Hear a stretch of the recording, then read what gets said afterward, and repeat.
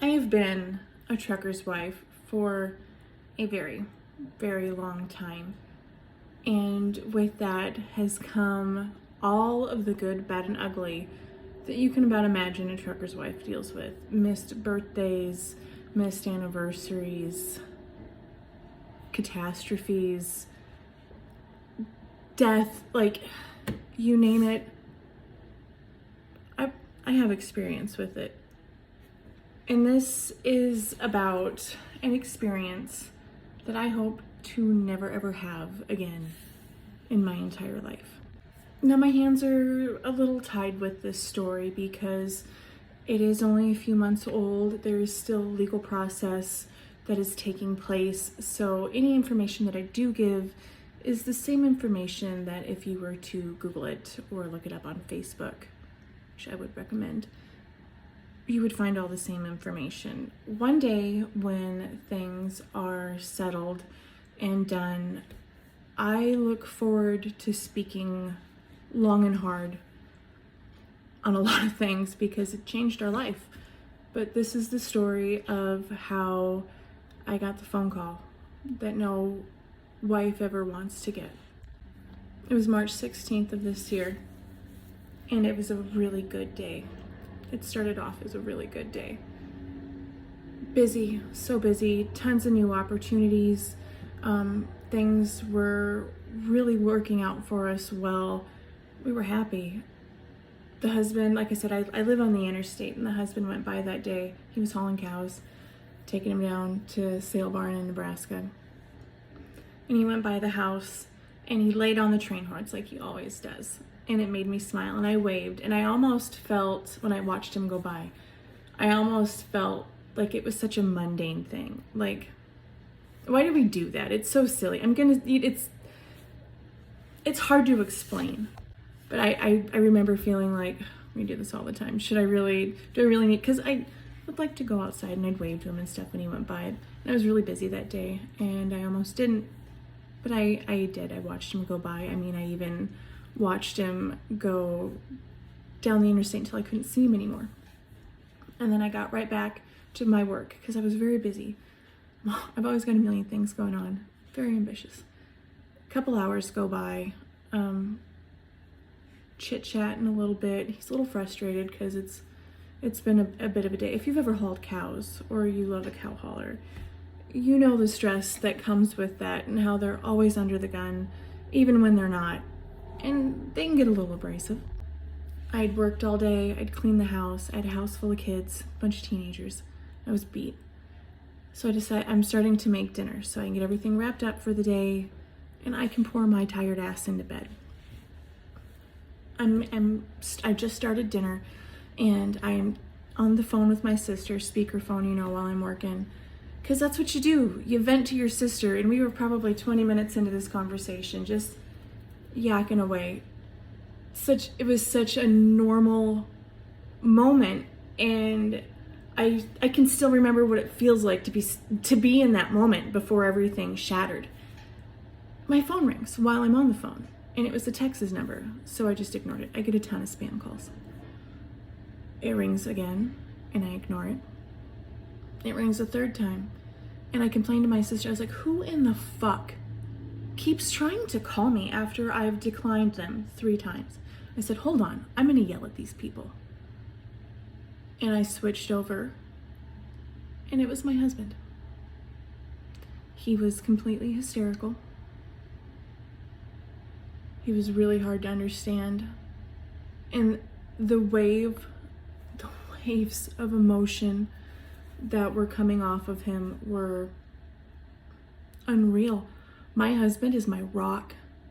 He is rock steady. He is solid. He's not that guy. And he was falling completely apart, and it was so scary because I knew it had to be so bad. And I couldn't really understand him. And then I was able to speak to the person whose phone it was. They were a concerned citizen that stopped for the wreck. A drunk driver, for whatever reason. And this is one of those things I can't really speak out much on. I have many, many opinions, decided to drive the wrong way down the interstate. He had attempted for quite some time to have a crash, and he couldn't get it done. My husband was in his dream truck. Her name was Trixie. He was in the left lane, doing the speed limit, 75 miles an hour. He was moving. He was 20 miles from his destination. And there was a gentleman to the right of him who he was passing, also in a truck. And together they created a brick wall. And this person chose to hit my husband head on. My husband had on 89 head of calves. He had just fueled, so he had 2 full fuel tanks. And this person jerked the wheel right into my husband. Because my husband has so many years of experience, decades in a truck, his instincts took over, and he, because of the choices he made, he saved his own life, and he didn't lay that truck over, which is amazing in itself. But 90,000 pounds came to a stop like that. The drunk driver hit my husband at 105 miles an hour, and the police report says that he was accelerating when impact came. It's fitting that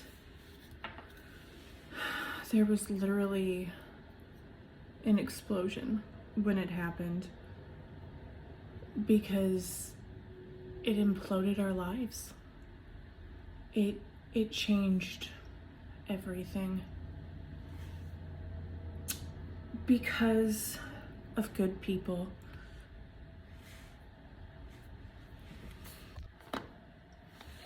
It's fitting that there was an explosion, because that day completely...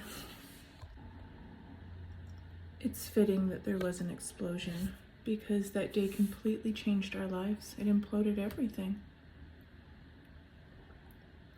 Very, very fortunate that everybody lived. All 3 drivers lived because of incredible innocent bystanders. Somebody opened up the trailer. Everything was on fire. It blew up. Everything was on fire. And somebody opened up the back end of the trailer and let the calves out. A couple of months ago, we realized that not only did somebody open up the back end of the trailer, somebody went into that burning trailer. And they opened up the belly and everything else so those calves could get up. Only 3 calves died that were in the nose of the trailer. It took days to get them all rounded up. But it was, I don't think I've ever been so shell-shocked in my life. The accident was 7 hours away from home. So I had 7 hours to get to him. I knew that he was alive. That was really all I knew. I knew that the truck was a total loss. I didn't know if he knew the truck was a total loss, which was, that truck was his dream truck. We joke now that his truck is his mistress. But Trixie, I think she was the true love of his life. I say that in jest, but only a little.